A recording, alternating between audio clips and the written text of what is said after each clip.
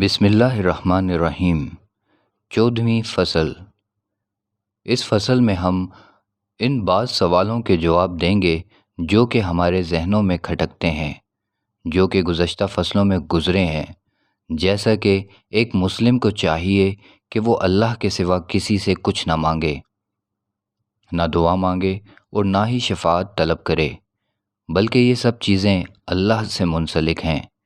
کوئی حاجت اور دعا مردوں، انبیاء، ائمہ اور صالحین سے مانگنا شرک ہے، کیونکہ سب دون اللہ کے زمرے میں ہیں۔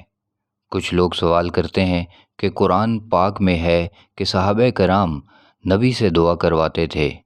یہ مسئلہ بہت اہم ہے، جو کہ یہ بات دہراتا ہے کہ کسی حاجت کا مانگنا دنیاوی امور میں زندہ سے شرک نہیں، یعنی جو زندہ موجود ہیں۔ یہ بات نہیں کہ قرآن نے شہداء کو زندہ قرار دیا، لیکن ہمارا مقصد وہ زندگی ہے جس کے بعد کوئی موت نہ ہوگی، اس لیے کہ وہ اللہ کے ہاں دارالسلام میں زندہ ہوں گے، نہ کہ وہ ہمارے پاس موجود ہوں گے۔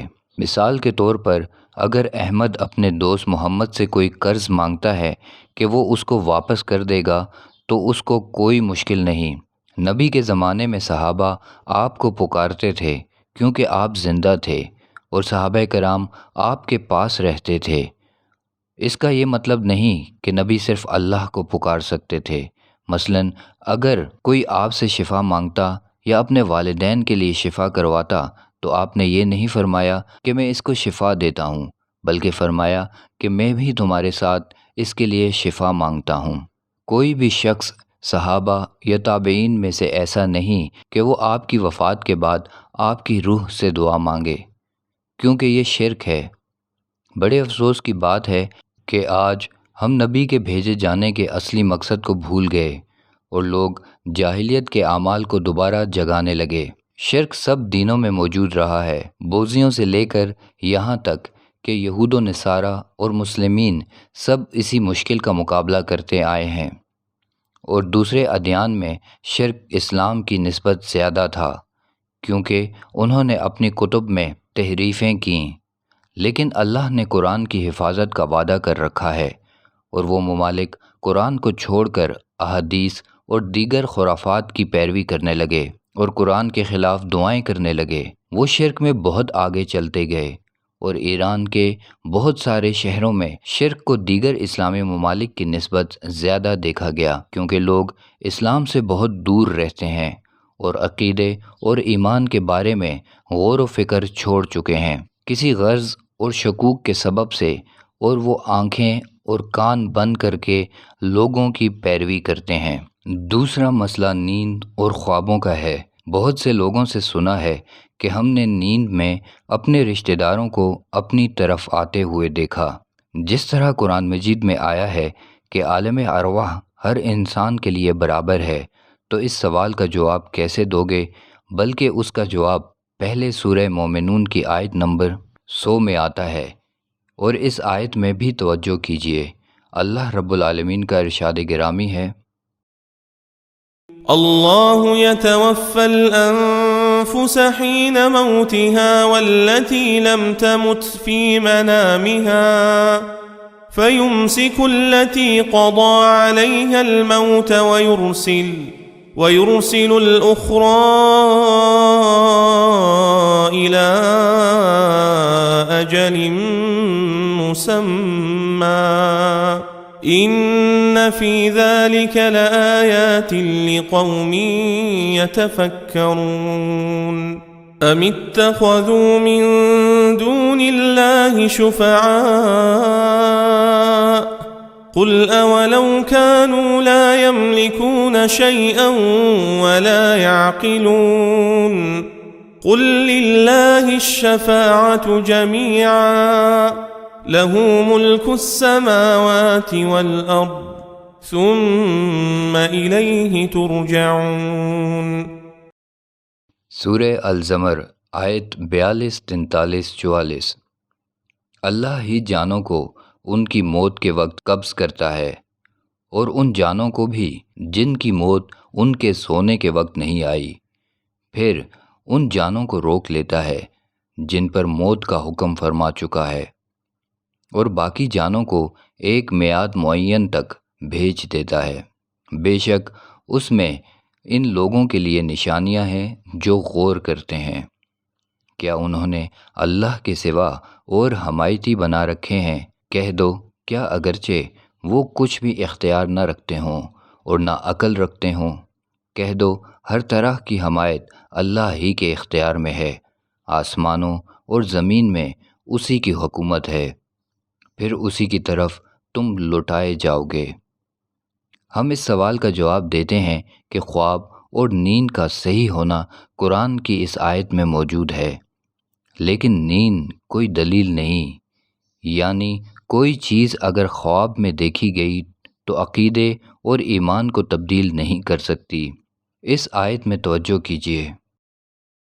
وَرُسُلًا قَدْ قَصَصْنَاهُمْ عَلَيْكَ مِن قَبْلُ وَرُسُلًا لَّمْ نَقْصُصْهُمْ عَلَيْكَ وَكَلَّمَ اللَّهُ مُوسَىٰ تَكْلِيمًا رُسُلًا مُبَشِّرِينَ وَمُنذِرِينَ لئلا يكون للناس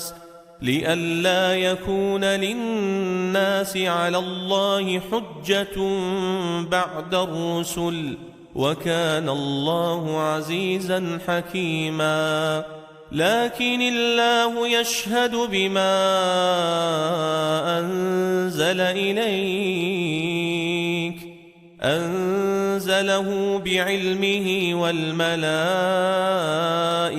يشهدون وَكَفَى بِاللَّهِ شَهِيدًا۔ سورہ النساء آیت 164، 165، 166۔ اور ایسے رسول بھیجے جن کا حال اس سے پہلے ہم تمہیں سنا چکے ہیں، اور ایسے رسول جن کا ہم نے تم سے بیان نہیں کیا، اور اللہ نے موسیٰ سے خاص طور پر کلام فرمایا۔ ہم نے پیغمبر بھیجے خوشخبری دینے والے اور ڈرانے والے، تاکہ ان لوگوں کا اللہ پر پیغمبروں کے بعد الزام نہ رہے، اور اللہ غالب حکمت والا ہے۔ لیکن اللہ پر شاہد ہے جو تم پر نازل کیا کہ اسے اپنے علم سے نازل کیا، اور فرشتے بھی گواہ ہیں، اور اللہ گواہی دینے والا کافی ہے۔ اللہ نے اس آیت میں یہ بیان فرمایا کہ لوگوں پر یہ آیت دلیل بن سکے کہ رسولوں کے بعد کوئی بھی چیز ایمان اور عقیدے میں کمی بیشی نہیں کر سکتی، جو کہ نیند اور خواب کے ذریعے پوری کی جا سکے۔ یہ سچ ہے کہ بعض انبیاء میں سے جیسے یوسف، وہ ایک مشہور جھنڈا تھے خوابوں کی تعبیر کا، اور وہ ان کا معجزہ تھا، لیکن ہمارے زمانے میں قرآن آسمانی کتابوں میں سے کامل کتاب ہے۔ جیسا کہ نبی پر نبوت کا دروازہ بند کر دیا گیا، قیامت کے دن تک جو مکمل طور پر انسانیت پر حجت بنی، کوئی بھی یہ نہیں کر سکتا کہ خواب اس کی دلیل ہے۔ اگر ہم خواب میں کچھ دیکھیں تو اس کا قرآن سے مقابلہ کروائیں، اگر قرآن کے مطابق ہو تو قبول کریں، ورنہ اللہ پر بھروسہ کرتے ہوئے چھوڑ دیں۔ قرآن مجید کے ان دلائل کے بعد کچھ عقلی دلیل پیش کرتے ہیں۔ انسان کو ولادت سے پہلے اور موت کے بعد کوئی اختیار نہیں، اس کا اختیار صرف دنیا ہے۔ کوئی بھی اپنی مرضی کے مطابق نہ پیدا ہوا اور نہ ہی اپنی مرضی سے زندگی اور موت کو اختیار کیا، بلکہ اللہ زندگی اور موت دیتا ہے۔ لِلَّهِ مُلْكُ السَّمَاوَاتِ وَالْأَرْضِ يَخْلُقُ مَا يَشَاءُ يَهَبُ لِمَن يَشَاءُ إِنَاثًا وَيَهَبُ لِمَن يَشَاءُ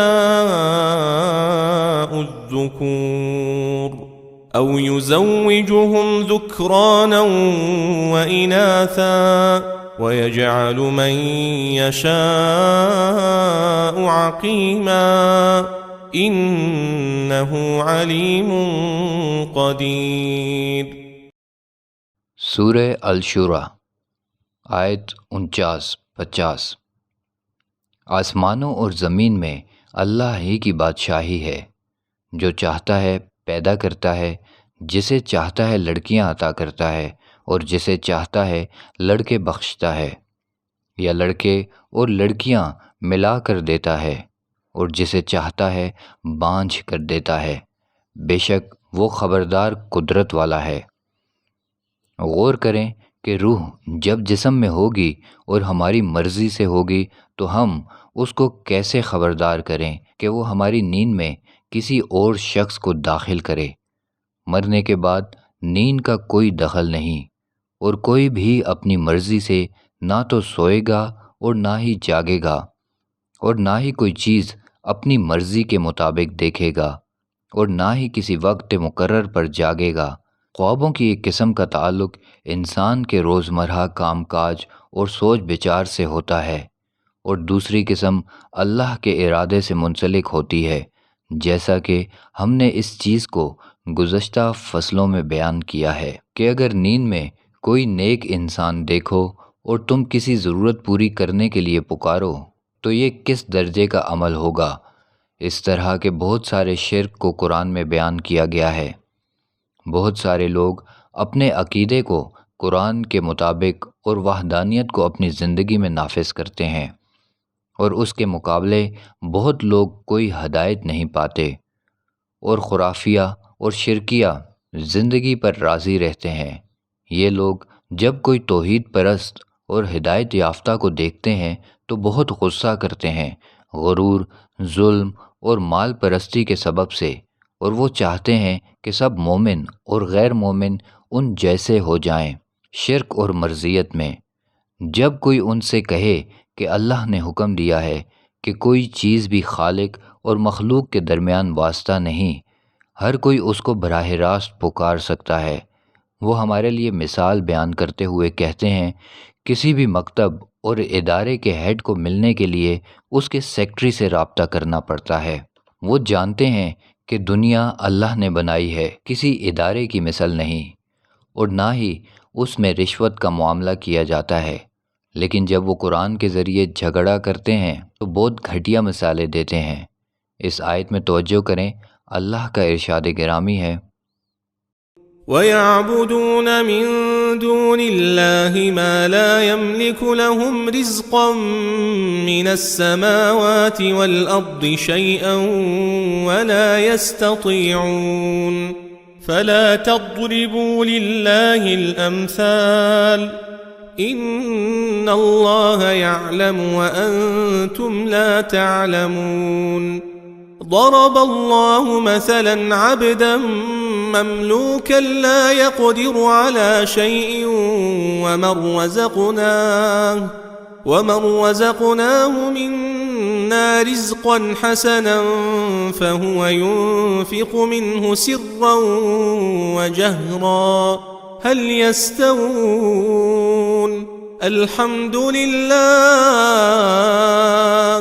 بل أكثرهم لا يعلمون وضرب الله مثلا الرجلين أحدهما أبكم لا يقدر على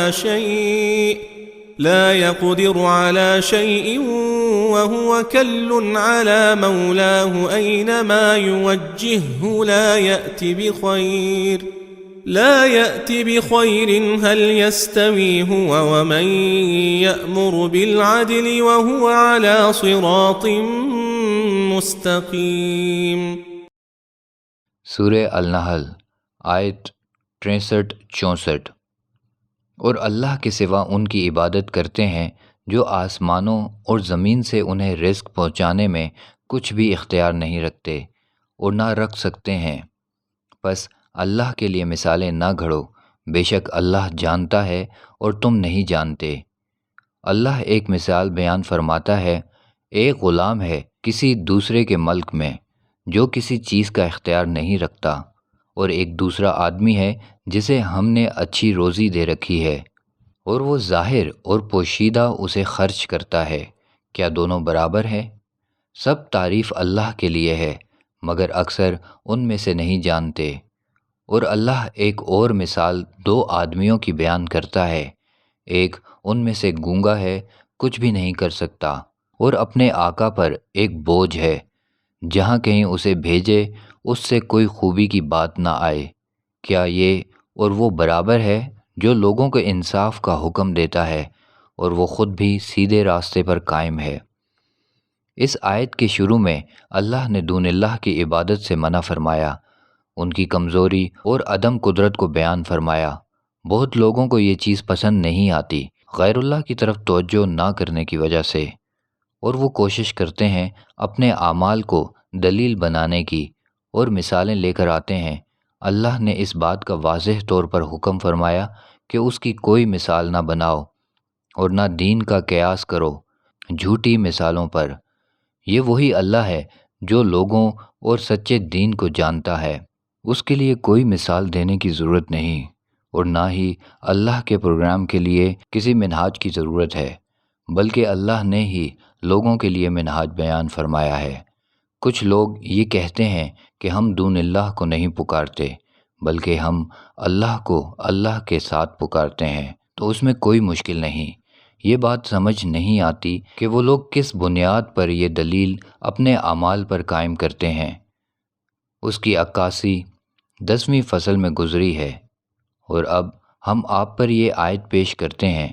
اس کا ارشاد گرامی ہے، وَأَنَّ الْمَسَاجِدَ لِلَّهِ فَلَا تَدْعُوا مَعَ اللَّهِ أَحَدًا وَأَنَّهُ لَمَّا قَامَ عَبْدُ اللَّهِ يَدْعُوهُ كَادُوا يَكُونُونَ عَلَيْهِ لِبَدًا۔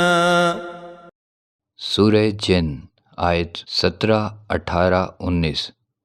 تاکہ اس ارزانی میں ان کا امتحان کریں، اور جس نے اپنے رب کی یاد سے منہ موڑا تو وہ اسے سخت عذاب میں ڈالے گا، اور بے شک مسجدیں اللہ کے لیے ہیں، پس تم اللہ کے ساتھ کسی کو نہ پکارو، اور جب اللہ کا بندہ اس کو پکارنے کھڑا ہوتا ہے تو لوگ اس پر جھمگٹا کرنے لگتے ہیں۔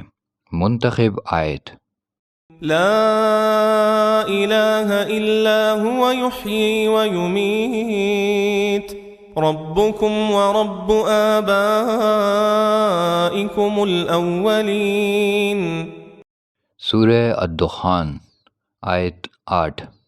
اس کے سوا اور کوئی معبود نہیں، زندہ کرتا ہے اور مارتا ہے، تمہارا بھی رب ہے اور تمہارے پہلے باپ دادا کا بھی۔